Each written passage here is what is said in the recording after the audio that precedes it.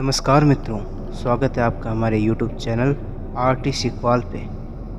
रजनीश ओशो, जिनके उपदेश, जिनके प्रवचन हर किसी को पसंद है और जिनके उपदेश हर किसी के जीवन में एक नई ऊर्जा, एक नई उत्तेजना भर देते हैं। उन्हीं रजनीश ओशो की पुस्तक से लिया गया एक उनका छोटा सा प्रवचन आज आप लोगों के लिए हम अपने YouTube चैनल आरटी सीखवाल पर लेकर आए हैं। इस प्रवचन को ध्यान से सुने ताकि रजनीश ओशो के विचार आप लोग अपने जीवन में उतार सकें।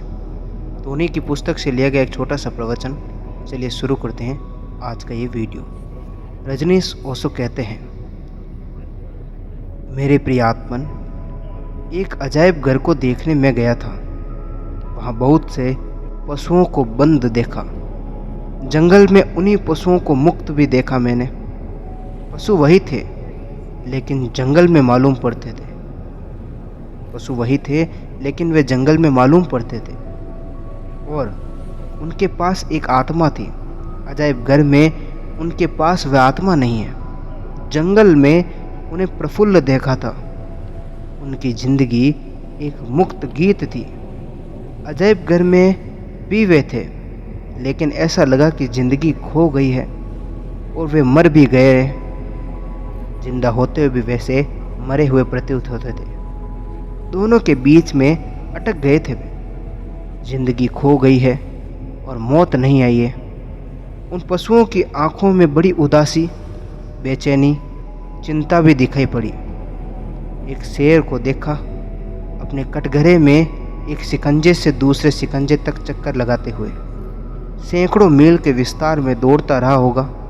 वृक्षों में, पहाड़ों में, नदियों पर छलांग लगाता रहा होगा। दूर दूर तक कोई सीमा नहीं रही होगी उसके चरण चिन्हों की। वे एक छोटे से कटघरे में एक कोने से दूसरे कोने तक शिकंजों की एक कतार से दूसरी कतार तक दिन भर घूमता रहता है। अगर वह शेर विकसित हो गया तो आश्चर्य नहीं है। उस अजायब घर से लौटते वक्त मुझे ऐसा लगने लगा कि कुछ और खोजबीन करूं। कहीं ऐसा तो नहीं कि आदमी समाज बनाने की जगह अजायब घर बना लिया है और जिसे हम समाज कहते हैं वह समाज न हो, एक जू, एक अजायब घर हो। और फिर जितनी इस संबंध में खोजबीन की उतनी यह धारणा मेरी मजबूत और पक्की होती चली गई। जंगल में जानवर शायद ही बीमार पड़ते हों। चोट खा जाएं बात अलग है। चोट का मतलब बीमारी बाहर से आ जाए, बात अलग है। लेकिन भीतर से शायद ही बीमारी आती है। लेकिन अजायब घर में जानवरों को वही बीमारियां पकड़ जाती है जो उस अजायब घर को बनाने वाले मालिक की बीमारियां हैं। जंगलों में बंदरों की हजारों पीढ़ियों में शायद ही किसी बंदर को अल्सर हुआ हो, लेकिन अजायब घर में बंदरों को अल्सर हो जाता है। अजायब घर के जानवरों को वही बीमारियां पकड़ जाती है जो आदमी को पकड़ती है। फिर तो मैंने जो पता लगाया बहुत हैरानी में पड़ गया। जंगल के जानवरों को, जिसको हम मानसिक विकृतियाँ कहें, वे शायद ही कभी दिखाई पड़ती है, लेकिन अजायब घर में आने पर वे ही मानसिक विकृतियाँ उसे पकड़ लेती है।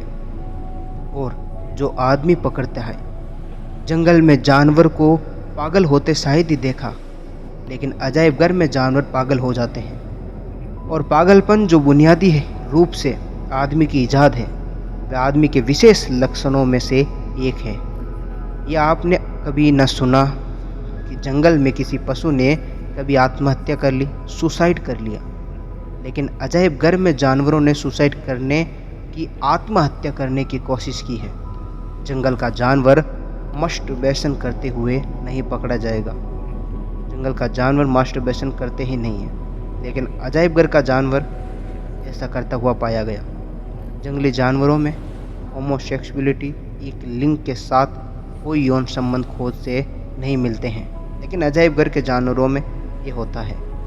तब तो थोड़ा विचारणीय है कि आदमी ने जो समाज बनाया है वह समाज है या एक अजायब घर। क्योंकि अजायब घर में जानवर में जो जो चीज़ें पैदा होती जाती है वे आदमी के समाज में सब पैदा हो गई हैं। मेरे प्रीतिकर ऐसे ही हैं। समाज बनाने की जगह हम अजायब घर बना लिए हैं। और मनुष्यों के दुख की गहराई में एक गहराई का दुख यह भी है कि उसकी सारी स्वतंत्रता खो गई है, उसकी सारी सहजता खो गई है और वह कटघरों के अंदर बंद है। रजनीश ओशो की छोटा सा प्रवचन, छोटा सा उपदेश आप लोगों के लिए। इस पर विचार करें और कमेंट बॉक्स में ज़रूर बताएं कि आपको ये कैसा लगा। और ऐसे वीडियोज़ के लिए हमारे चैनल आरटीसी क्वाल को सब्सक्राइब करके बेल आइकन ऑन करें। मिलेंगे एक नई वीडियो में, तब तक आप लोग अपना ख्याल रखें।